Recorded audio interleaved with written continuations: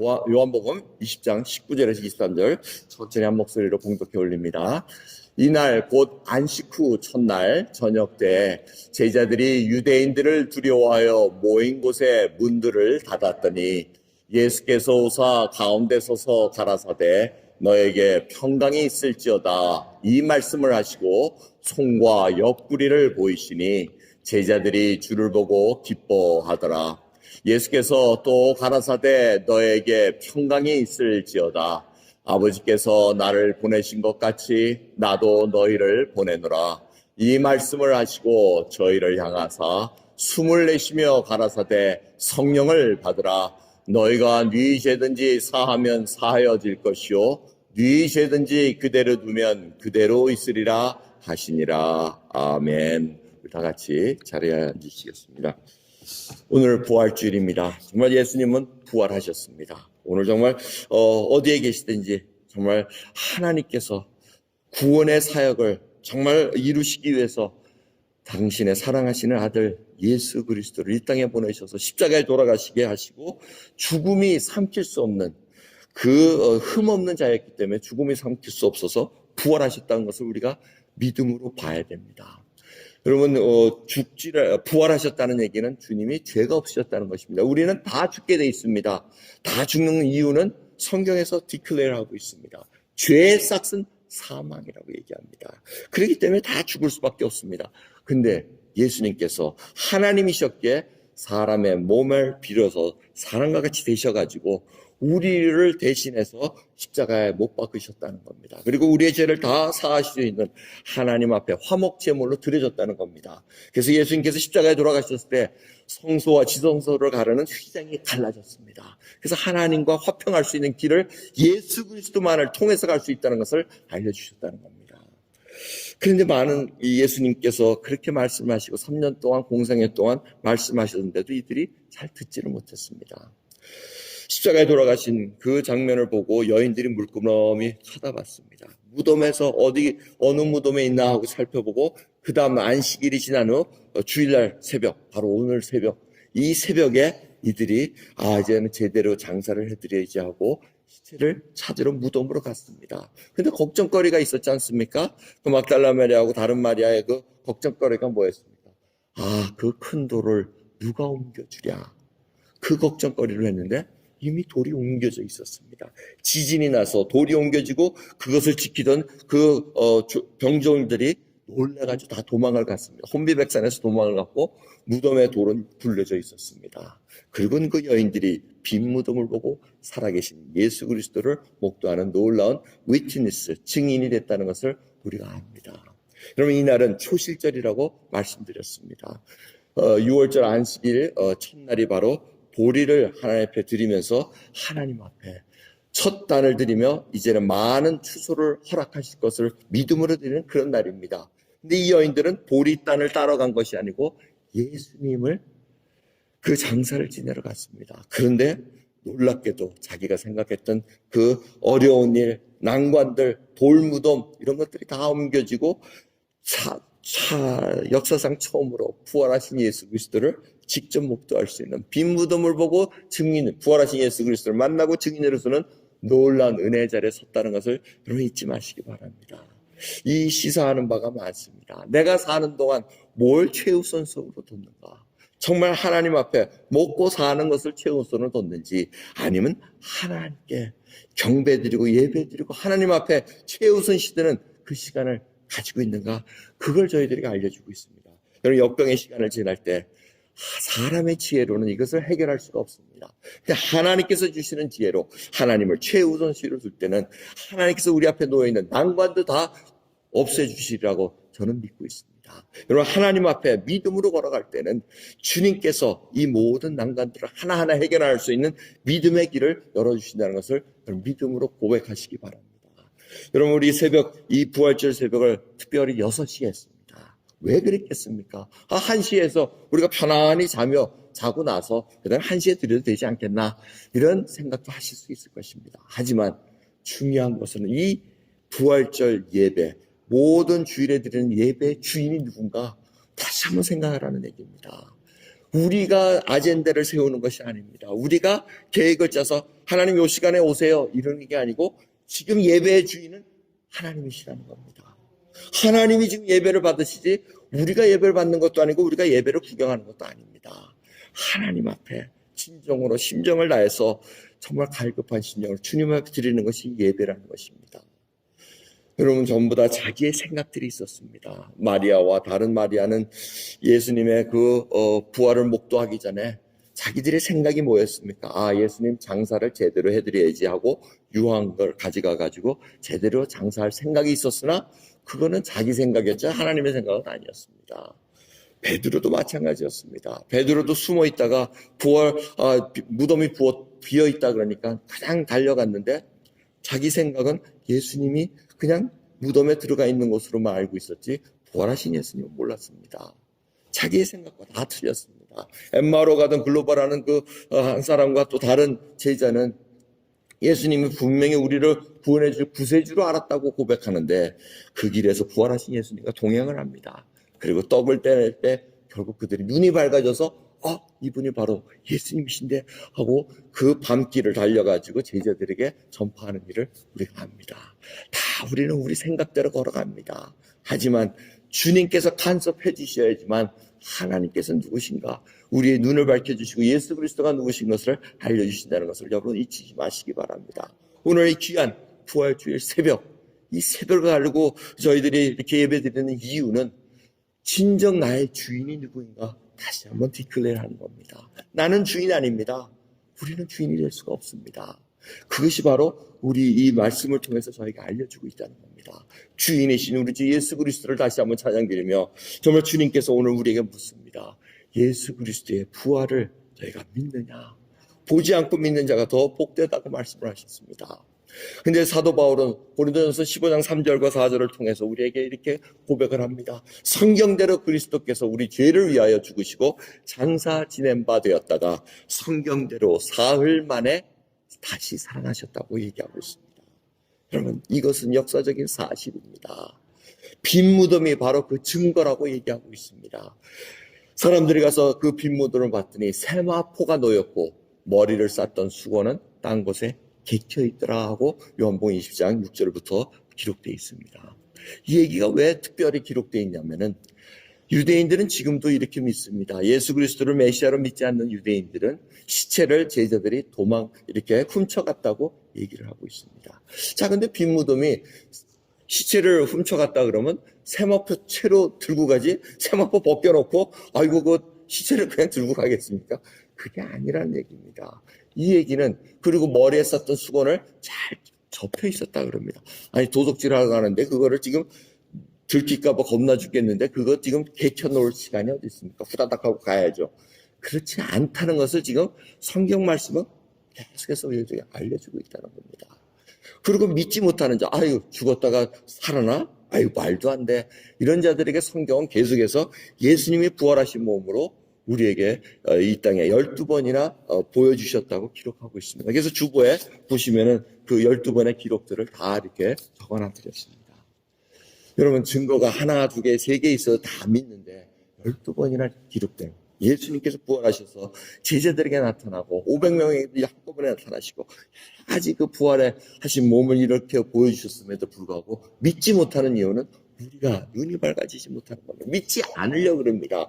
과학적으로 우리 지식적으로 이거는 맞지 않는 얘기라고 생각하기 때문에 그것은 종교적인 얘기, 영적인 얘기니까 몸이 다시 살 수는 없어. 영이 사는 거야. 이런 식으로 얘기를 하는 것이 지금 현대 사상의 조류입니다.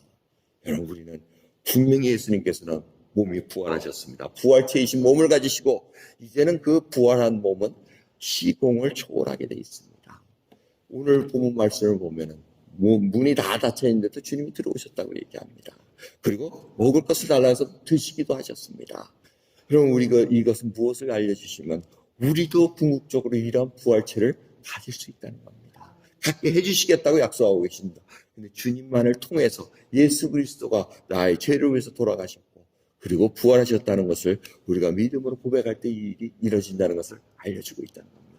여러분 눈에는 아직도 예수 그리스도가 부활하셨다고 아직도 믿지 못하시는 분은 계시지 않습니까?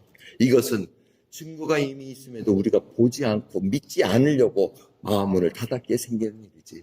여러분, 오늘 이 부활주의를 통해서 다시 한번 부활하신 예수 그리스도가 나에게 은혜를 베풀어 달라는 그 간절함 속엔 분명히 성령 하나님께서 알려주시고 깨우쳐 주신다는 것을 믿으시기 바랍니다. 오늘 본 말씀을 보면은 예수님께서 부활하셔서 처음으로 에마오 두 제자에게 나타나시고 이제는 11 제자들에게 나타나신 장면입니다. 이 제자들이 유대인들을 두려워해서 문을 다 닫았다고 얘기합니다. 두려움 속에 있었습니다. 자기네들도 예수님같이 죽진 않을까 그 마음인데 주님께서 그 닫힌 문 사이로 쭉 들어오셔서 가운데 서셔서 너에게 평강이 있을지어다 말씀하십니다. 여러분, 이 메시지가 얼마나 중요합니까? 이 평강은 진리를 지닌 자의 결과라는 것입니다. 이들이 예수 그리스도의 못 박힌 손을 보고 옆구리를 보고 그들이 기뻐했다고 오늘 본 말씀 기록되어 있습니다. 평강이 있는 자가 기쁨이 나오게 되어 있습니다. 여러분, 우리에게 왜 기쁨이 나오지 않는지 아시지 않습니까? 우리에게 두려움이 있어서 그렇습니다. 이 역병의 시대를 지내면서 모든 이코노믹 시스템이 전부 다 셧다운되면서 지금 하루하루가 좀 어렵게 되어가고 있습니다. Unemployment rate이 지금 10%, 20%까지 올라간다는 그런 예측들이 나옵니다. 이건 정말 아주 불길한 징조입니다. 하지만 예수 그리스도께서 평강이 있을지어다 하고 이렇게 말씀하시는 것은 진리이신 예수 그리스도, 부활하신 우리 주 예수 그리스도를 지닌 자는 진정한 평강으로서 앞으로 어떤 일이 오더라도 주님만 믿고 나갈 때 심장은 흔들리지 않는 하늘이 주신 평강으로 살아갈 수 있다는 것입니다. 그래서 주님께서 제일 먼저 이 제자들에게 두려워 떨고 있는 자, 목숨이 내일 끊어질지도 모르는 그런 자들에게 너에게 평강이 있을지어다. 바로 나를 믿고 나를 소유한 자는 바로 그 결과로 평강이 있다는 것을 얘기를 하고 계십니다. 그런 기쁨을 준 다음에 또 평강이 있을지어다 하고 두 번째 얘기합니다. 아버지께서 나를 보내신 것과 같이 나도 너희를 보내노라 하고 얘기하십니다. 이것은 무엇을 얘기합니까? 이제 진리이신 예수 그리스도를 소유한 자, 부활하신 예수 그리스도를 부활의 신앙을 소유한 자는 이제 새로운 사명이 시작된다는 것입니다. 새로운 사역이 뉴 비기닝이 된다는 것을 알려주고 계십니다. 이것도 예수 그리스도를 지닌 자들만이 참된 평강 속에서 시작할 수 있다는 것을 알려주고 있습니다. 제자들은 그것을 잊어먹고 있었습니다. 자기들은 다시 고기 잡으러 가야 되나, 이제 어떻게 먹고 살아야 되나, 이 걱정이 있었는데 주님께서 다시 리마인드 해주십니다. 지금 아버지께서 나를 보내신 것처럼 나도 너희를 보내노라. 주님께서는 이 세대들에게 향한 사명이 있었다는 것입니다. 그 사명을 일깨워 주십니다. 그러면서 아주 중요한 이 장면을 하고 계십니다. 저희를 향하사 숨을 내쉬며 가라사대 성령을 받으라. 너희가 네 죄든지 사하면 사하여질 것이요 네 죄든지 그대로 두면 그대로 있으리라 말씀하십니다. 여기서 성령이라는 말씀, 이 단어는 히브리어로는 루하, 헬라어로는 푸뉴마라고 얘기합니다. 이것이 다 호흡, 숨, 영, 바람 이렇게 해석이 됩니다. 여러분, 이 호흡이 있다는 것, 지금 숨을 내쉬며 성령을 받으라고 후 하고 말씀하신 이 얘기는 바로 생명의 원천이라는 겁니다. 이 호흡은 생명의 원천이라는 것을 잊지 마시기 바랍니다. 성령의 역사가 이제는 새로운 생명으로 시작된다는 것을 주님께서 알려주고 계시다는 것입니다. 우리가 육신으로 쉬고 있던 것, 그것은 이제 이미 땅으로 가야 되기 때문에 호흡이 끊어지면 끝나는 거지만 영원한 생명, 하나님께서 허락하신 거듭난 생명에게 주시는 이 생명은 성령으로 숨을 쉬며 성령과 함께 하나님의 일을 감당하는 사명을 이루어진다는 것을 알려주고 계시다는 것입니다. 여러분, 이 호흡이라는 게 얼마나 중요합니까? 제가 금요일인가 언제 말씀드렸던 것 같은데 이 신종 바이러스가 어디를 어택합니까? 이 폐를 공격합니다. 그래서 결국은 숨을 못 쉬게 합니다. 얘기를 들어보시면은 나중에는 이 아주 힘든 사람들은 자기가 숨 쉬는 것조차 지쳐가지고 숨을 못 쉬게 해서 인공호흡기를 댈 수밖에 없는 상황이 온다는 것입니다. 근데 이 주님께서 얘기하시는 이 성령, 하나님은 바로 우리에게 생명의 원천이시고 계속해서 저에게 앞을 볼 수 있는, 믿음의 눈을 볼 수 있는 그 호흡을 저희들에게 주십니다. 이 성령 하나님은 파라클레토스, 보혜사라고 주님께서 말씀하셨습니다. 이분은 파라, 옆에서 클레토스, 부르다. 그래서 옆에 계시면서 우리가 당부하고 찾을 때마다 우리를 대신해서 변호해 주시고 대언해 주시는 그러한 법입니다. 그러기에 우리가 정말 어려울 때 여러분 주님을 찾으셔야 됩니다. 성령 하나님, 나에게 호흡을 주셨고 거듭난 생명을 주셨기에 이제는 예수 그리스도를 구세주로 믿고 나가는데 저에게 이러한 어려움이 있습니다. 앞을 볼 수 있는 눈이 없습니다. 이제는 한 걸음도 주님 뗄 수가 없습니다. 이럴 때 주님께 간구하면 주님께서 다시 생명을 불어주십니다. 생명수가 넘치게 해주시는 것이 하나님의 능력이라는 것을 잊지 마시기 바랍니다. 이 보혜사이신 성령 하나님, 이 하나님께서 저희들에게 이 사역을 감당할 수 있도록 저희들에게 계속해서 움직이게 하십니다. 예수 그리스도의 이 부활은 첫 열매였습니다. 초실절에 많은 추수가 일어날 것을 기대하면서 바쳤던 것처럼 예수 그리스도의 부활은 바로 첫 열매로서 우리들이 많은 자들이 부활될 것을 하나님께서 알려주고 계시다는 것입니다. 여러분 언젠가는 저희들 이제는 예수 그리스도의 부활하신 몸을 입었듯이 저희도 그 부활체를 입고 주님과 영원히 살 것을 여러분 그 소망을 가지시기 바랍니다. 이 육신은 땅으로 갈 수밖에 없습니다. 하지만 주님이 주시는 이 부활체는 정말 주님과 함께 영원히 살 수 있는 놀라운 그러한 몸이라는 것을 여러분 잊지 마시기 바랍니다. 부활하신 예수 그리스도를 제자들이 못 알아봤습니다. 그 이유는 저희가 정확히는 알 수 없지만은 뭔가 달라졌다는 겁니다.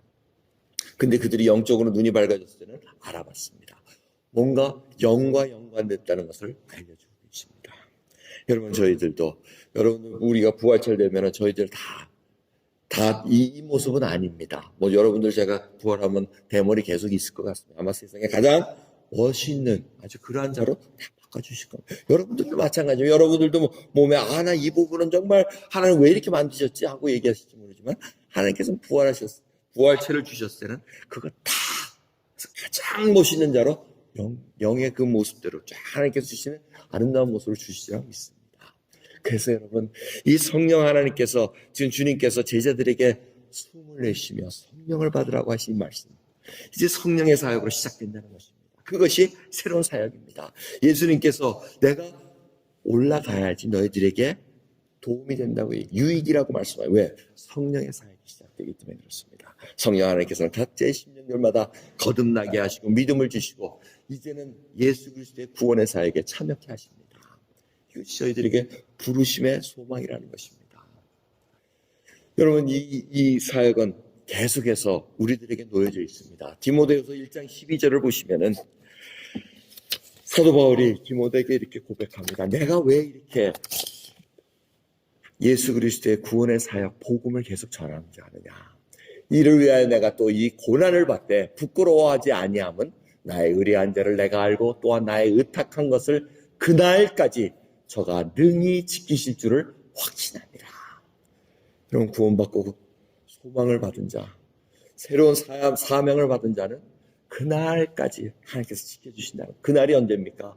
바로 우리가 예수 그리스도를 만날 주님이 재림하시고 심판주로 오실 그날까지 우리는 주님께서 보호해 주신다고 약속하고 계시고 우리가 그 복음 전하는 것을 부끄러워하지 않는다는 것입니다. 여러분의 나의 의뢰한 자를 내가 알고 이 사도 바울의 고백 여러분 아십니까? 부활하신 예수 그리스도를 아십니까? 그럼 끝까지 주님께서 우리 그날까지 지켜주신다는 것입니다. 정말 그날까지 우리 잘 달려가기를 원합니다. 믿음의 끈을 놓지 마시고 하나님께 달려가는 그 삶, 우리 삶이 바로 이게 믿음입니다. 신앙입니다. 한쪽만 잘하고 한쪽은 엉망으로 사는 이것은 참된 신앙이 아니라는 것을 여러분 깨달으셔야 됩니다.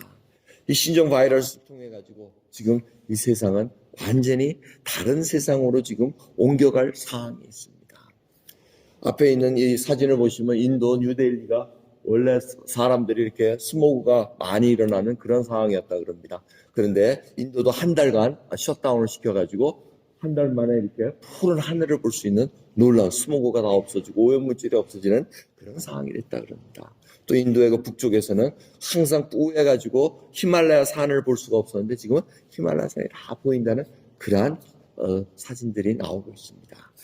그럼 분명히 하나님은 이 세상을 아름답게 창조하셨습니다. 그리고 하나님은 우리들에게 잘 다스리라고 맡기셨습니다.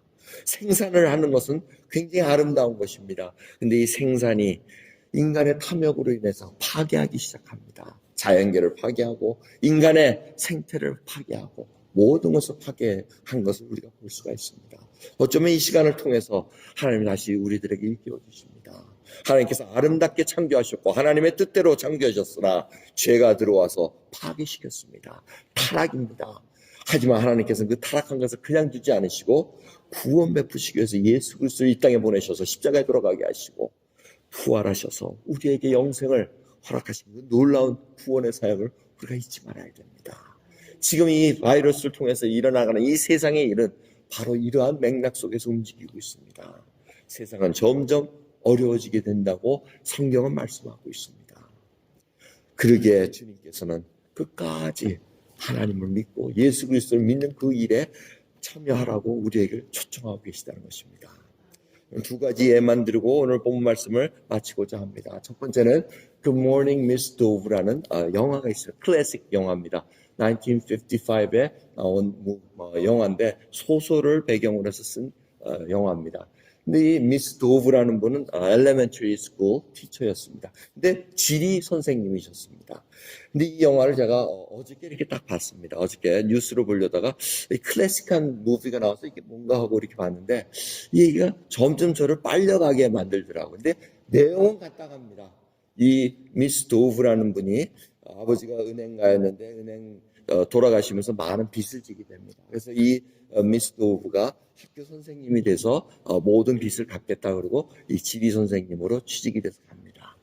근데 이 선생님이 항상 아주 꼿꼿하게 의연하게 대처합니다. 그리고 어려운 아이들이 있으면 그 어려운 아이들을 잘 반듯하게 쓸 수 있도록 알려주는 그 과정입니다. 그래서 이 미스 도브가 나중에 몸이 아파서 수술을 받게 되는데 제자들의 손을 받아서 수술을 받게 되고 그 제자들 하나하나가 병문 안으로 오면서 그 과거를 회상하면서 네가 이런 아이였으나 내가 이러한 사랑으로 그리고 케어로 인해서 이렇게 변한 이런 얘기들을 쭉 하게 됩니다. 근데 이 여러분들이 한번 시간 되시면 한번 보시길 바랍니다. 젊은 아이들한테는 좋지 않습니다. 뭐 너무 슬로우하기 때문에. 그런데 Good Morning Miss Dove라는 영화를 이렇게 보시면은 이 가장 핵심은 뭐냐면 이 미스 도브가 살아가는 원리가 뭐냐면 right is right, wrong is wrong. 바른 것은 바른 것이고 잘못된 것은 잘못된 것이다 이렇게 얘기를 합니다. 자, 이게 멋있는 얘기 같아요. 가만히 제가 생각을 해봤습니다. 항상 이분의 중심은 뭐냐면 right is right, wrong is wrong. 누가 와서 뭘 카운셀링을 해드려도 항상 right is right, wrong is wrong. 잘못된 것은 잘못됐다고 얘기하는 겁니다. 그리고 잘한 것은 계속해서 그 길을 갈 수 있게끔 인크리지하는 것입니다. 이것 때문에 제자들이 바로 미스 도브를 존경하고 그리고 회복됐을 때는 많은 동네 사람들이 와가지고 축하해주는 그런 장면이 있습니다. 그 동네 이름이 바로 리버티 힐이라고 나옵니다. 아마 제가 볼 때는 이 소설가가 믿는 자라고 생각합니다. 왜? 이 도브라는 미스 도브라는 게 도브가 바로 비둘기입니다. 성령과 같은 분이라는 것을 암시적으로 보여주고 리버티라는 동네를 선정한 이유는 바로 그곳에 참된 자유가 있다는 것을 보여주는 것을 깨달을 수가 있습니다. 이 여인을 보면서 이 right is right, wrong is wrong.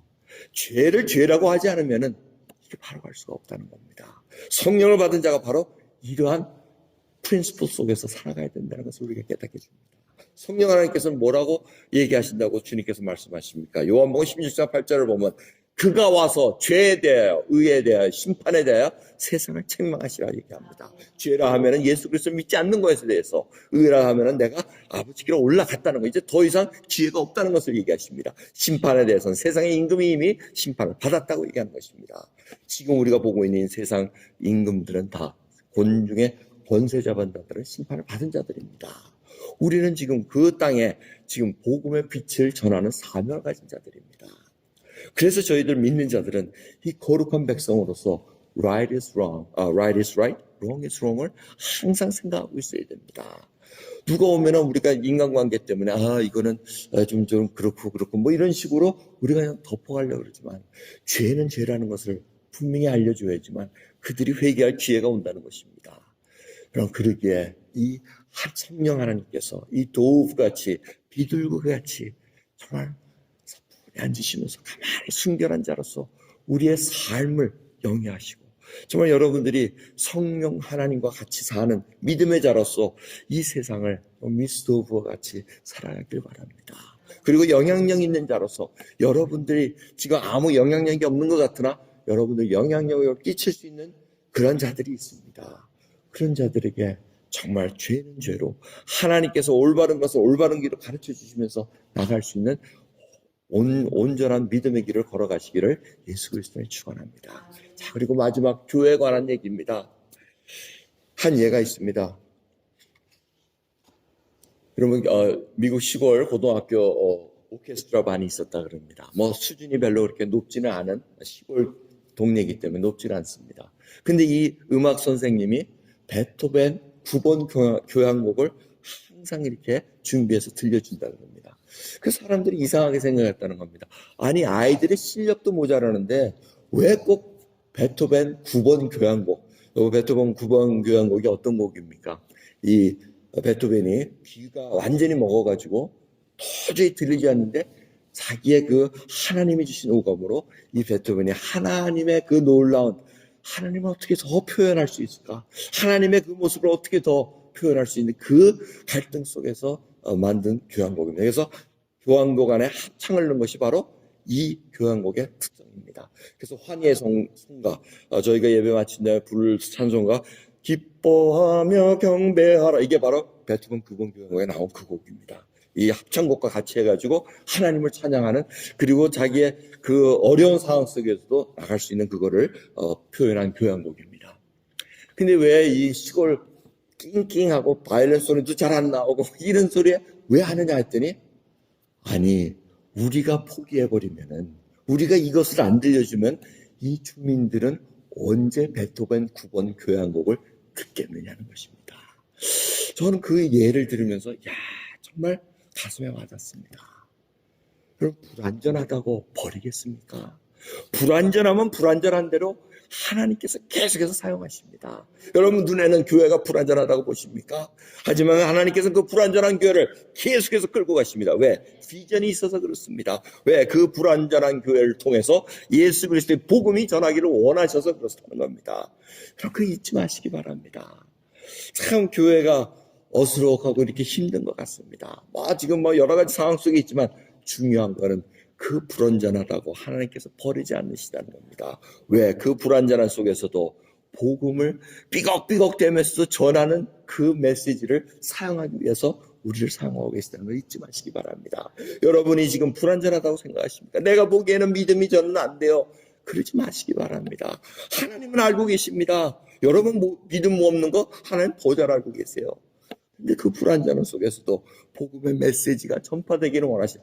여러분이 안전하면은 전할 자가 없다는 겁니다. 여러분들의 영향력이 있는 그 자들에게 전할 길이 없다는 겁니다. 그런 사명감을 가지시기 바랍니다. 교회는 여러분 진통제를 나눠주고 위로해주고 그거는 그냥 사이드입니다. 진정한 교회는 하나님을 예배드리며 빈손으로만 하나님께서 채워주시는 것입니다. 성령으로 충만케 해주시고 그 불완전한 속에서도 예수 그리스도의 복음이 전하기를 원하시는 그 하나님의 놀라운 복음의 메시지를 지닌 자로서 이제는 성령을 받고 부활하신 예수님께서 처음으로 행하신 일이 바로 새로운 사명을 주시는 것입니다. 부활하신 예수 그리스도를 지닌 저희들, 주님께서 주신 사명, 불완전하더라도 저희가 아니면 전할 수가 없고 들을 수가 없다는 것을 깨달으시면서 오늘 다시 한번 귀한 부활주의를 맞이하는 저와 여러분 되기를 예수 그리스도의 이름을 축원합니다. 기도하겠습니다. 하나님 감사합니다. 오늘도 귀한 이 부활주의를 맞이해서 주여 새벽 미명에 나왔으나 날이 밝았나이다. 주님 앞에 정말 새로운 마음으로 주님, 우리는 불완전하지만 부활하신 예수 그리스도가 완전하시기에 그 완전하신 분을 믿고 따라갑니다. 주여 복음 전하는데 부끄러워하지 않게 없어서 그날 올 때까지 저희들이 맡은 바 사명 잘 감당할 수 있도록 은혜 베풀어 주옵소서. 감사드리며 우리 예수 그리스도의 이름으로 기도드리옵나이다.